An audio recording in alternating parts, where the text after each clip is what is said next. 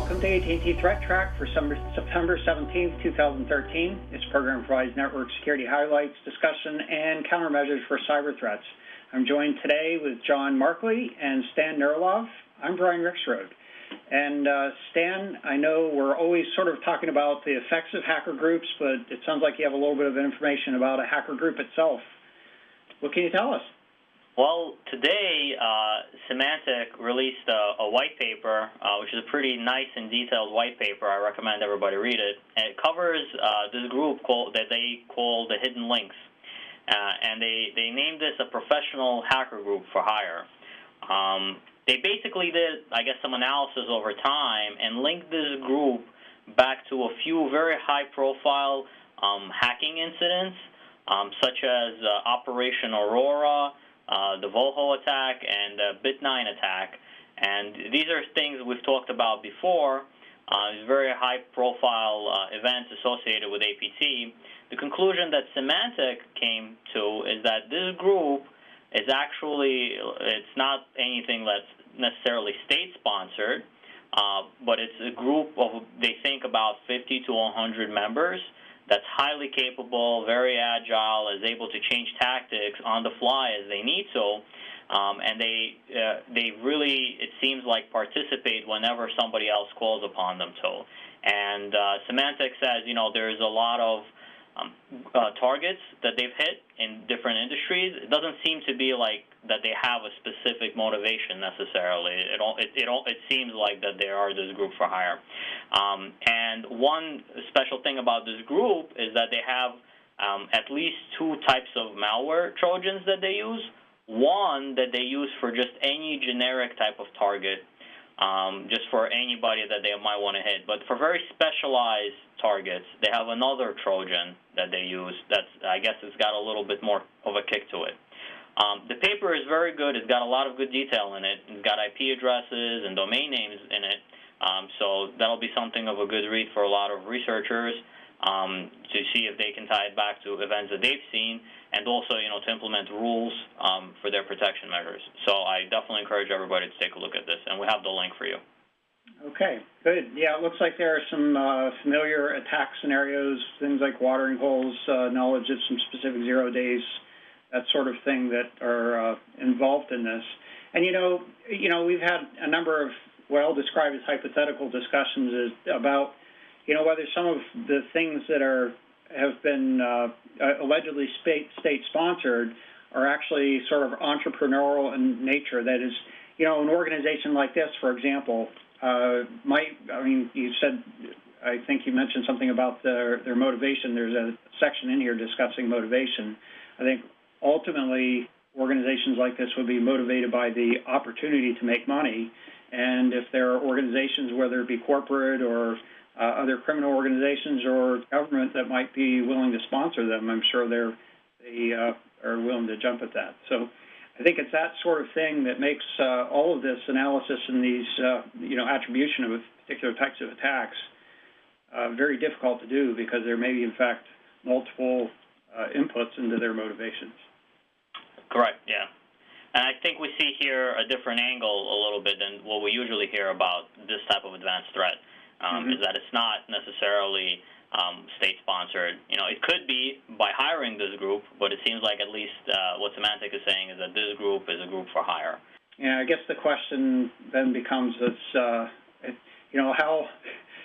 how traceable is the money that's associated with these organizations to their origination point? It could be so far as, and this is just kind of picking off of the old, spy stories, taping an envelope of money below a mailbox on a public street or something like that for somebody to pick up. I'm just, kind of making up a story here, but that's really, again, it makes it very difficult to attribute specific activities to things, other than in many of these cases you can see the types of information that they're going after, and there would be clearly, in some cases, a limited audience for that sort of thing. So, all right, very good, Stan. That certainly is an interesting story, and I've only sort of glanced through the article myself, but absolutely plan on looking into it further. And I guess along those lines, we're always looking to protect against vulnerabilities. And John, I guess where can you go to find good information about the current vulnerabilities?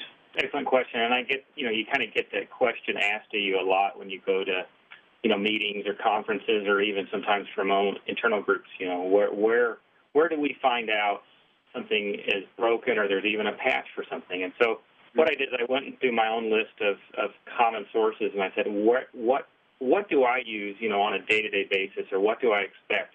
Most of the sources that I've compiled here have either an RSS feed, a website, of course, but you want something actually to flow to you. So those RSS feeds, mail, blog entries, those things that you can monitor are always really good.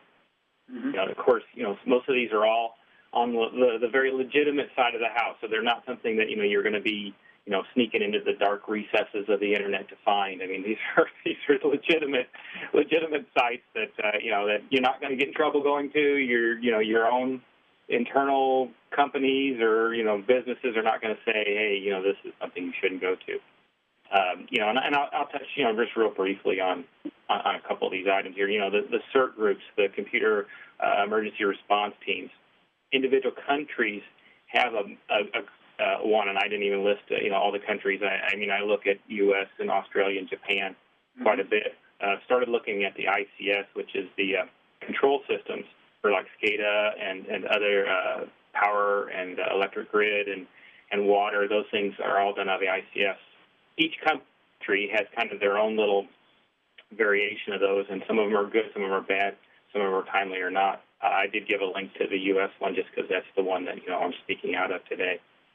CERT-CC is Carnegie Mellon, the university there sponsored group. They come from a government grant, and they also do a lot of good research there.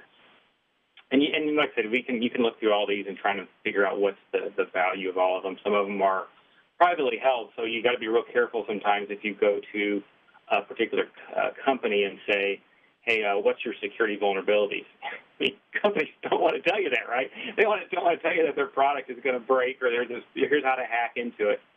So you kind of got to watch it. But if you look at your product, whether it's especially those major products, and say, go to the company and say, do you have some kind of a blog or message that I can monitor, just to say, what's community even of interest? What are you looking for? All legit, all above board. You want to watch that. You do sometimes want to kind of take the dark side path every now and then, and and start looking at what other groups are out there. There's a lot of publications on our internet, like Naked Security, Black Hat does some things. I can name them on and on and on. There's a lot of publications out there. Start looking into those sites, finding out if they have any kind of feeds or any kind of information. I myself have about 100 different sources I look at that I receive feeds from, so I certainly can't put those all on the screen right now. But it is something you just got to keep an eye on, and there's a lot of groups that are out there that are doing this for you, and you just need to just look for them. You don't say I don't know about a patch or I don't know about a vulnerability. The resources are there. So, John, you kind of hedged on a topic that I'd like to pursue a little bit further if you can. You mentioned, what if I'm too busy to go out and research all these vulnerabilities and things and try to figure out which ones apply to me? What do you suggest? I would probably start with the legitimate side of the house. I really would start thinking about, if you go to some of the sites, and I'll give you an example, as Vicuña is an example that's on this list, you can actually say, I want to drill down and look at only a certain category or a certain family of products. And a lot of these are like that, where you can actually say, let's narrow it down to what I'm the most interested in, or even what is the most current, from a time stamp. I don't want to get, I think that the key here is you want to open yourself up to a lot of sources, a lot of research, right, and not restrict yourself. Yeah, so, I guess it's my understanding that there are commercial providers that are, try to do some things to gather this information, sort of standardize it in their own way in terms of the format and information associated with that, and then provide the capability to tailor it to your needs. Yeah, and some of those kind of companies are like Semantic has a source, McAfee has one. I think that there's Cisco used to have one. I don't know if they still have it. There was a group out of France, Lupin, I guess I can remember right. I pronounce it correctly. Had a service. So these are services that you can pay for. And certainly is with some resources you can you have, and that means cash. You can pay for those services. Right, and I think that becomes a trade-off. Is that do you have more time than money, or do you have more money than time? And making the decision. I think ultimately what it comes down to is not having an understanding of what the vulnerability activities are and how they're developing, or at least in terms of trends and themes. That is, we talk an awful lot about how it's poor configuration that is the biggest source of vulnerabilities, at least for network services these days. There still are a lot of vulnerabilities that need to be patched and accommodated or planned for in terms of network architecture, but I think it's just having a good understanding of the where to set your priorities from a security standpoint. It always amazes me if you look at some of these sites, especially the ones that can do it by date. And I don't know if it's an indication of priority, like you say, Brian, but you could actually sort back to the old ones and look and say, is this patched or not? And you see a lot of them are never patched. They're just not a priority. Yeah, absolutely. And, I think, at least from my perspective, my opinion, having an understanding of what vulnerabilities are actually being targeted, exploited, is significant toward protecting an infrastructure that is, I think one of the things that you find out is there are an awful lot of vulnerabilities. As you point out, not all of them are ever at least acknowledged to have been patched. And even when they are patched, sometimes those patches are really, it's kind of a Band-Aid or a piece of duct tape over perhaps a weak foundation. And so having a general understanding of the trends, the types of vulnerabilities that are found, is probably an indicator of the types of things you need to be concerned about. And the better thing to do would be not necessarily to just focus on the patching itself, but to focus on an architecture where those weaknesses do not create an inherent vulnerability in your systems. I'm talking sort of motherhood and apple pie here, but that's at least from a system engineer's point of view or a network architect's point of view, sort of the things that you want to strive for. All right. Well, thank you, John. And, hopefully this vulnerability information or these vulnerability sources will be helpful for folks. I understand you were talking about patching. I understand there's a new version of iOS coming out. Can you tell us a little bit about that? Sure. Apple last week announced, finally, got a firm date for their Apple iOS. It's releasing on this 18th of September, which is probably after or before. Most of you will have seen this episode of this after we're taping this today.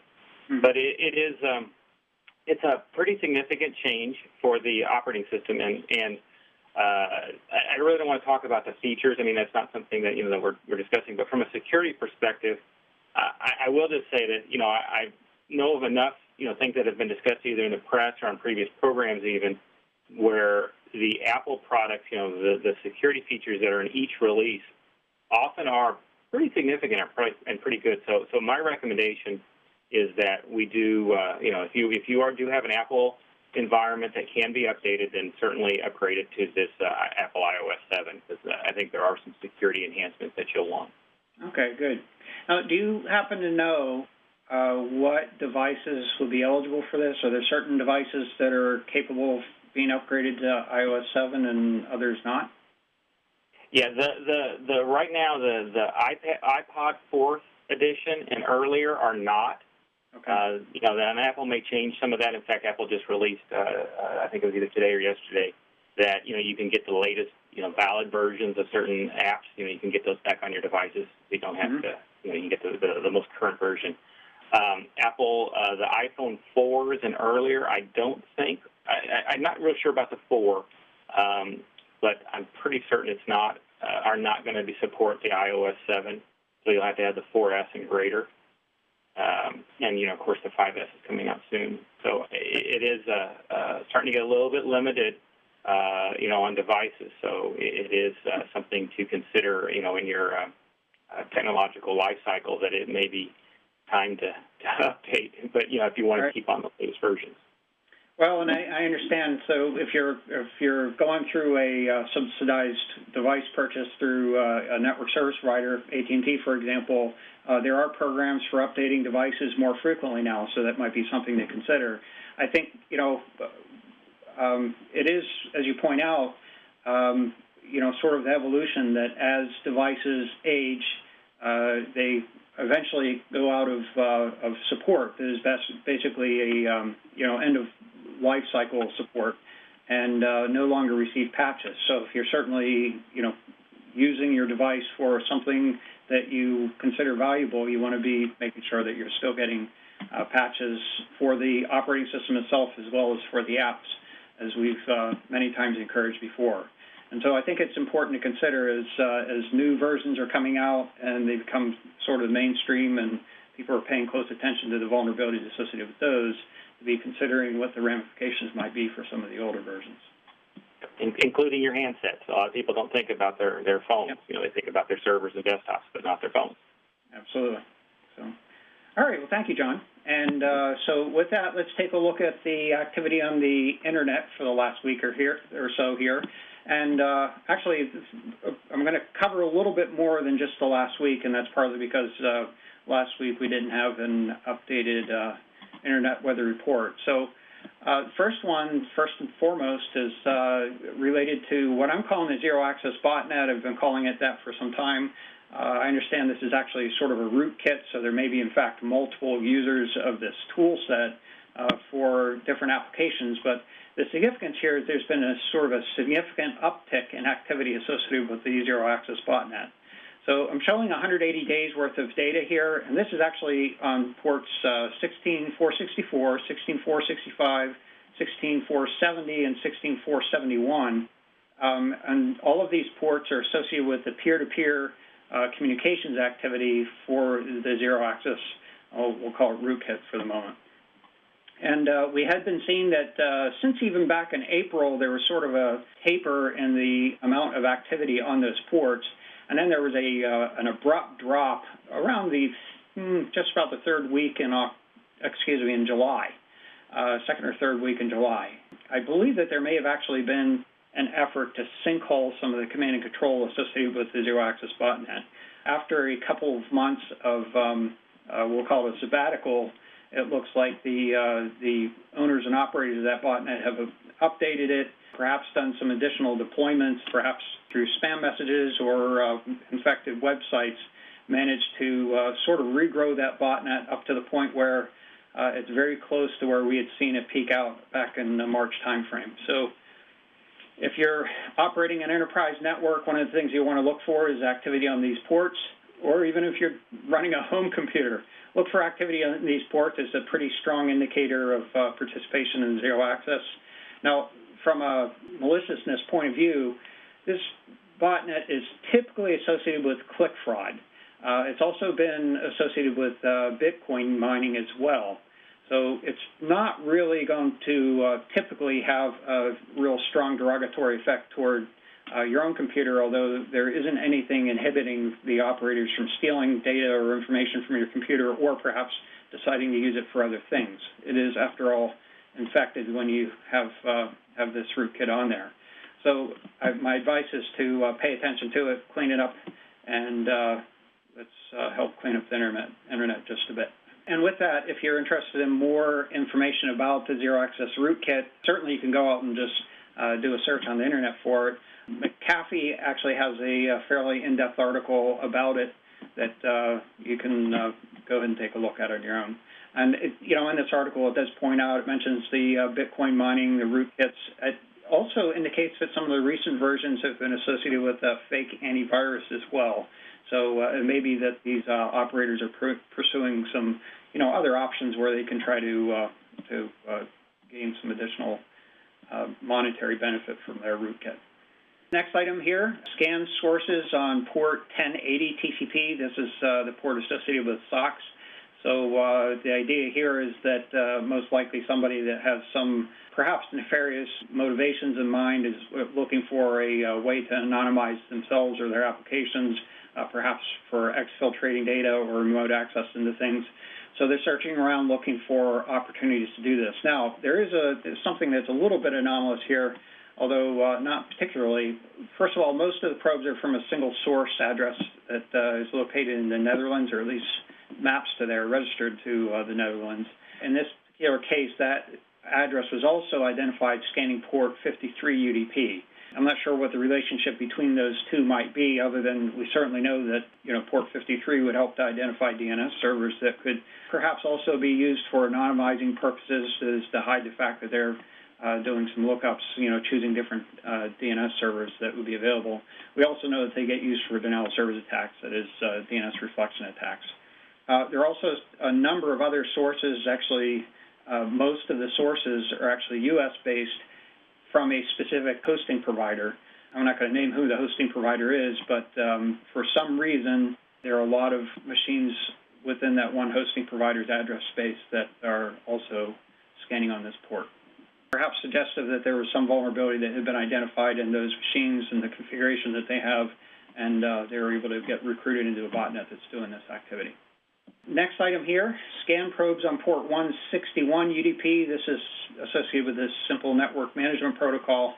And in this case, it appears to be associated with the request side of SNMP reflection attacks. There were also some DNS reflection attack activity identified associated with addresses involved in this scanning activity. So it appears that that may have been the case. And actually, what's kind of curious here, probably worth a little more investigation, in either an SNMP or a DNS reflection attack, the source address is spoofed. So that could come actually from anywhere on the Internet. In this particular case, it appears that the target address is in the same network as the traffic is originating from. So we can see where it's coming from, and it looks like the target is actually within the same network as the request activity. And that's, sort of assuming that the analysis is correct here, but I'm pretty sure it is. Next item here is one that I think was posted as an alert on Internet Protect. It's activity that's continuing and relatively new. Around the end of August, a few weeks ago, we noticed some scanning activity that started on port 21320 TCP. And this happens to be associated with a piece of antivirus software called SpyBot. So SpyBot sounds a little nefarious, but it actually is, as I understand it, a legitimate application. And what we're seeing here is, again, a single address, not the same address as I was discussing earlier, but a single address from the Netherlands that is creating most of the probes. But actually, most of the sources are located in Taiwan. So there are actually quite a number, on the order of hundreds of sources that are scanning on this particular port. It appears that perhaps that's some sort of a botnet or something along those lines. But Stan, I don't know, we were chatting about this earlier. Do you have anything to add about this?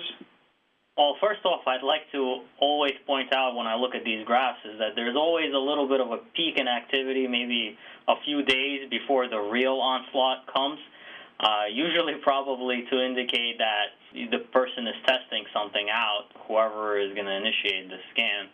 And pretty much it's everything that you said, Brian. This port is not registered with any services, and our team kind of took a look at the Internet and try to find out what software it's associated with, and this is the software that came up. We installed it in our lab as well to make sure that this port is really associated with the software, and we did notice it's listening on a few other ports,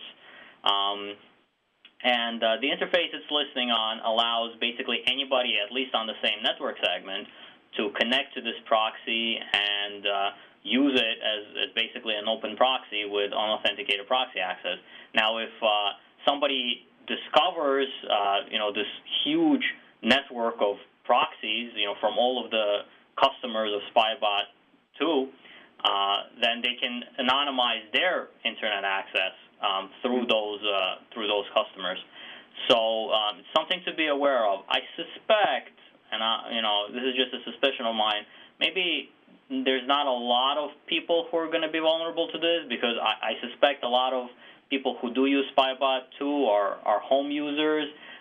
They're sitting behind a NATed DSL or a FiOS or a UVerse line, and probably they're not listening on this port, even though they have the software installed. But there could still be cases where you have an internet routable address at home, certainly possibly in other countries, and it's something to be aware of, because if you're listening there, it's an unauthenticated proxy, and somebody could be doing all of their nefarious or non-nefarious activity. Nonetheless, it's not yours, but it would be attributed to you.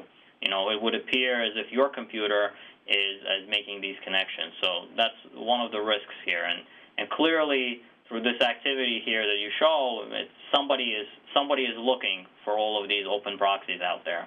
And again, like we noticed, there was that little peak a few days before the real scanning began that indicates there was a little bit of testing. And usually this means this is definitely something that's planned. It's not an accident. Somebody has a plan of attack, basically. Yes, and you can see here that there are very clear segments of activity here, more aggressive, and then more recently it's been sort of stabilized out, but pretty much continuous. And I think your point is well taken, Stan, that, for most people they're probably sitting behind that and somewhat protected. But we don't want to forget that if you were to take your laptop, for example, pick it up and take it to your favorite Wi-Fi hotspot, anybody on that Wi-Fi segment would potentially be able to use your, SpyBot proxy as a means to access the Internet and further hide their attribution to particular activities. And similarly speaking, it sort of reinforces that even on your own Wi-Fi network, you want to make sure that you're protected there, because there's, attribution from a network segment is one thing, but to be able to attribute something to a specific host, certainly if it were some sort of criminal behavior, you don't want to be the one that it was attributed to. All right. Well, thank you, Stan. I appreciate the additional insights there.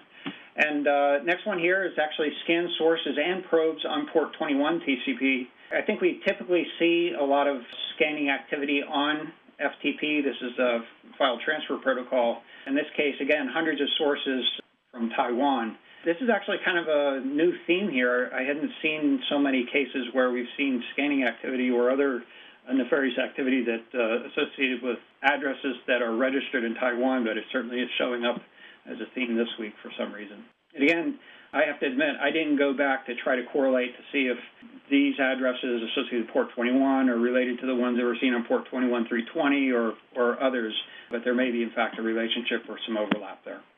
Looking at the top 10 most probed ports, we're seeing actually at the top of the list here, port 53 UDP. Actually, as a sort of a side note, we continue to see an increase in the number of DNS amplification attacks that are taking place. And I suspect there's actually an even more robust set of activities to try to identify open resolvers that can be used in those attacks, and perhaps testing them in a variety of ways to see how much they can be used in attacks. So 453 EDP still shows up, or is actually showing up more prominently lately than it had even in the past. We're seeing port 445 TCP activity as usual. It's hard to believe it, but still a lot of config or infections out there. Port 3389, that's a remote desktop protocol. Port 1433, that's Microsoft SQL database. Port 23 Telnet. Port 443, that's SSH, so looking for web servers likely for the opportunity to exploit those. And then port 22 TCP, that is 22 and 23 probably most likely associated with password guessing. And then we're seeing some of the peer-to-peer activity associated with the zero-access botnet as well. And then looking at the most sources doing the probing, port 445 at the top of the list, and looking around the circle here, port 23, we talked about that earlier. There's a gaming port here that's not considered nefarious. And then we also see the ports that we'd already discussed associated with the zero-access botnet. So that's our show for today. If you'd like to get in touch with us, you can contact us through email at threattrack@list.att.com. We're also available on Twitter. Our handle is @ThreatTraq. ThreatTraq video is available from the AT&T Tech channel. That's att.com/ThreatTraq. It's also available on YouTube. You can subscribe to an audio-only version of ThreatTraq through iTunes. And I want to thank you for joining us today. Thank you, Stan, and thank you, John. We'll be back next week with a new episode. And until then, keep your network safe.